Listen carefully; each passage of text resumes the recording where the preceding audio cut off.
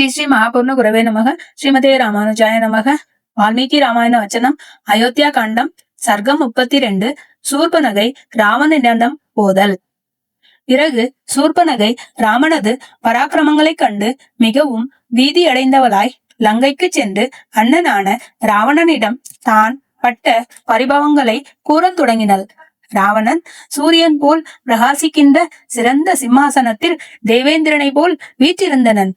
அவன் தேவர்களாலும் முனிவர்களாலும் கந்தர்வர்களாலும் மற்ற எவராலும் ஜெயிக்க முடியாதவன். மிகுந்த பராக்கிரமும் வீரமும் பலமும் தைரியமும் அவனிடம் குடிகொண்டிருந்தன. அவனது சரீரம் தேவாசுர யுத்தங்களில் இந்திரனது வஜ்ராயுதத்தால் அடிபட்டு காய்காய்த்திருக்கும். அவனது மார்பு ஐராவதம் என்னும் இந்திரனது யானையின் தந்தங்களால் குத்தப்பட்டு மேலான ரணங்களின் அடையாளங்களை உடையதாக இருக்கும்.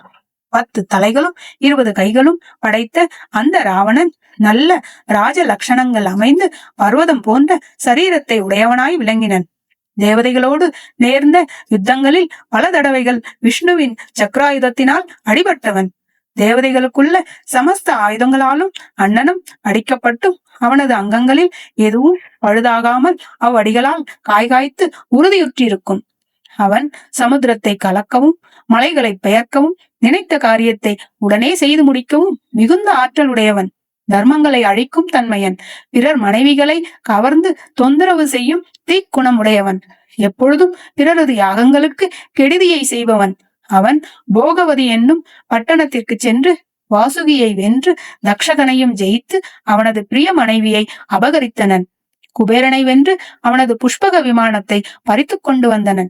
சமஸ்த தேவதைகளுக்கும் அவனால் சதா கெடுதியே விளைந்து வந்தது.